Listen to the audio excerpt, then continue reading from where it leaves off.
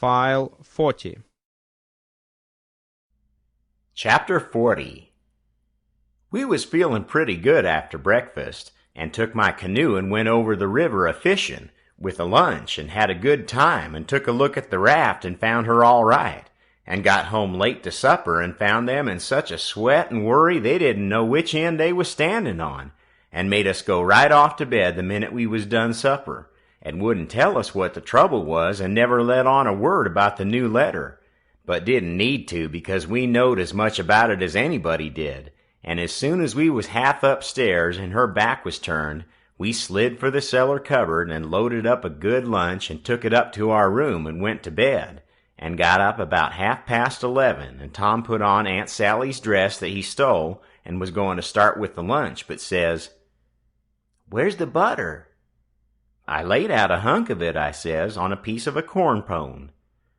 "Well, you left it laid out then, it ain't here." "We can get along without it," I says. "We can get along with it, too," he says. "Just you slide down the cellar and fetch it, and then mosey right down the lightning rod and come along. I'll go and stuff the straw into Jim's clothes to represent his mother in disguise, and be ready to baa like a sheep and shove as soon as you get there." So out he went, and down the cellar I went. The hunk of butter, big as a person's fist, was where I had left it, so I took up the slab of corn pone with it on, and blowed out my light and started upstairs very stealthy, and got up to the main floor all right, but here comes Aunt Sally with a candle, and I clapped the truck in my hat and clapped my hat on my head, and the next second she see me and she says, "You been down cellar?" "Yes'm." "What you been doing down there?" "Nothing." "Nothing?" "No'm." "Well, then, what possessed you to go down there this time of night?" "Well, I don't know." "You don't know? Don't answer me that way, Tom. I want to know what you been doing down there." "I ain't been doing a single thing, Aunt Sally. I hope to gracious if I have." I reckon she'd let me go now, and as a general thing she would. But I suppose there was so many strange things going on she was just in a sweat about every little thing that warn't yardstick straight. So she says, very decided, "You just march into that settin' room and stay there till I come. You been up to something you no business to, and I'll lay I'll find out what it is before I'm done with you." So she went away as I opened the door and walked into the settin' room. My, but there was a crowd there. 15 farmers, and every one of 'em had a gun. I was most powerful sick and slunk to a chair and sat down. They was settin' around, some of them talking a little in a low voice, and all of them fidgety and uneasy, but trying to look like they warn't.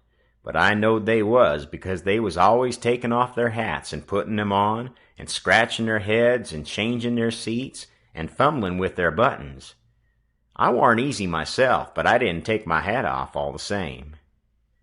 I did wish Aunt Sally would come and get done with me and lick me if she wanted to, and let me get away and tell Tom how we'd overdone this thing, and what a thunderin' hornet's nest we'd got ourselves into, so we could stop fooling around straight off and clear out with Jim before these rips got out of patience and come for us. At last she come and begun to ask me questions. But I couldn't answer them straight. I didn't know which end of me was up, because these men was in such a fidget now that some was wanting to start right now and lay for them desperados, and saying it warn't but a few minutes to midnight, and others was trying to get them to hold on and wait for the sheep signal. And here was Auntie pegging away at their questions, and me a-shaking all over and ready to sink down in my tracks, I was that scared. And the place getting hotter and hotter, and the butter beginning to melt and run down my neck and behind my ears, and pretty soon when one of 'em says, "I'm for going and getting in the cabin first, and right now, and catching them when they come," I most dropped, and a streak of butter come a-trickling down my forehead, and Aunt Sally she see it and turns white as a sheet and says, "For the land's sake, what is the matter with the child? He's got the brain fever as sure as you're born, and they're oozing out."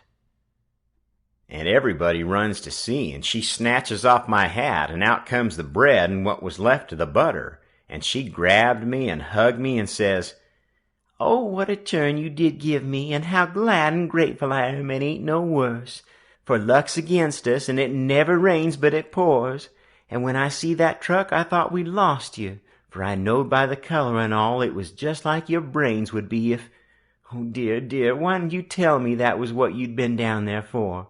I wouldn't have cared. Now clear out to bed, and don't let me see no more of you till morning. I was upstairs in a second, and down the lightning rod in another one, and shinning through the dark for the lean-to. I couldn't hardly get my words out, I was so anxious, but I told Tom as quick as I could we must jump for it now, and not a minute to lose. The house full of men yonder with guns. His eyes just blazed, and he says, "Naw, is that so? Hain't it bully? Why, Huck, if it was to do over again, I bet I could fetch 200. If we could put it off till—" "Hurry, hurry," I says. "Where's Jim?" "Right at your elbow. If you reach out your arm, you can touch him. He's dressed and everything's ready. Now we'll slide out and give the sheep signal." But then we heard the tramp of men coming to the door, and heard them begin to fumble with the padlock, and heard a man say, "I told you we'd be too soon. They haven't come. The door is locked. Here, I'll lock some of you into the cabin, and you lay for 'em in the dark and kill 'em when they come, and the rest scatter around a piece and listen if you can hear 'em coming." So in they come, but couldn't see us in the dark, and most trod on us whilst we was hustling to get under the bed. But we got under all right and out through the hole, swift but soft. Jim first, me next, and Tom last, which was according to Tom's orders. Now we was in the lean-to and heard trampings close by outside. So we crept to the door, and Tom stopped us there and put his eye to the crack, but couldn't make out nothing, it was so dark, and whispered and said he would listen for the steps to get further, and when he nudged us, Jim must glide out first, and him last.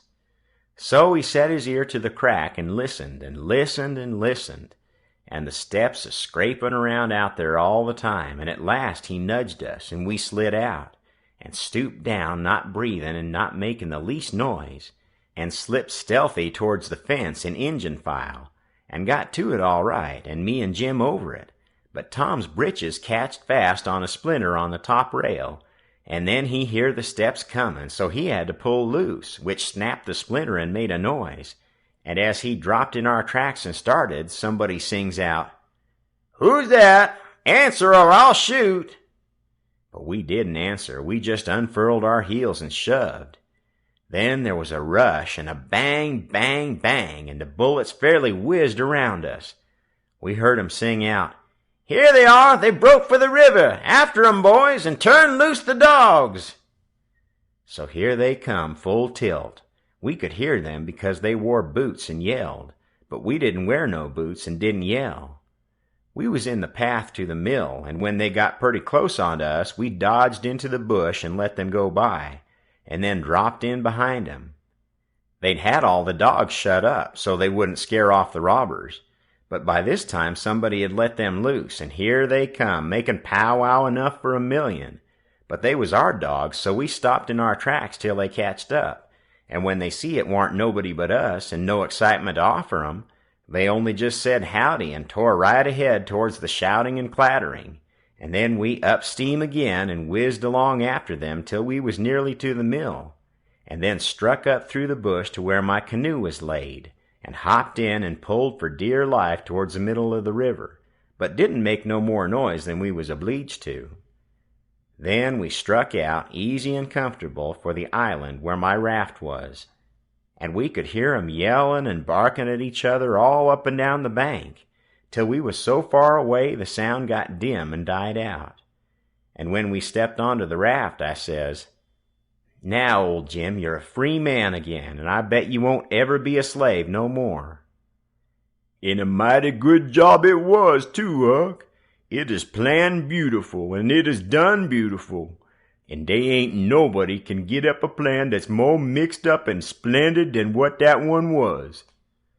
We was all glad as could be, but Tom was the gladdest of all because he had a bullet in the calf of his leg. When me and Jim heard that, we didn't feel so brash as what we did before.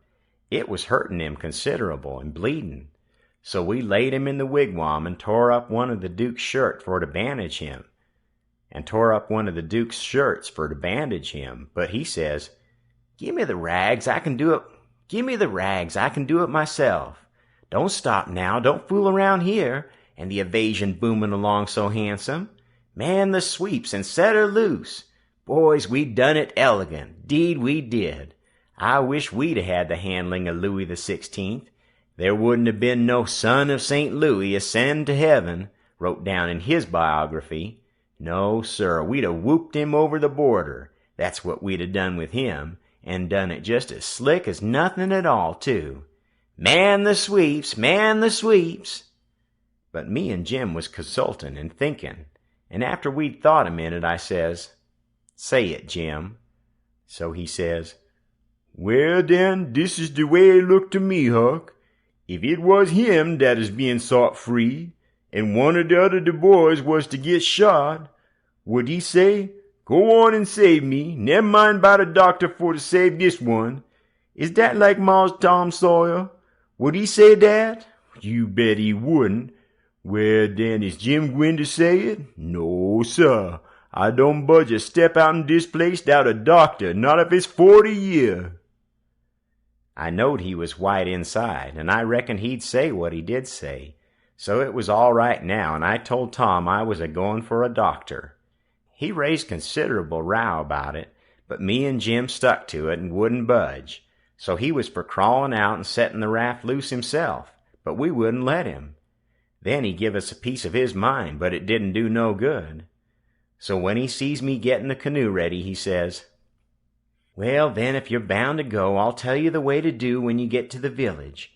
Shut the door and blindfold the doctor tight and fast, and make him swear to be silent as the grave, and put a purse full of gold in his hand, and then take and lead him all round the back alleys and everywheres in the dark, and then fetch him here in the canoe, in a roundabout way amongst the islands, and search him and take his chalk away from him, and don't give it back to him till you get him back to the village, or else he will chalk this raft so he can find it again. It's the way they all do." So I said I would, and left, and Jim was to hide in the woods when he see the doctor coming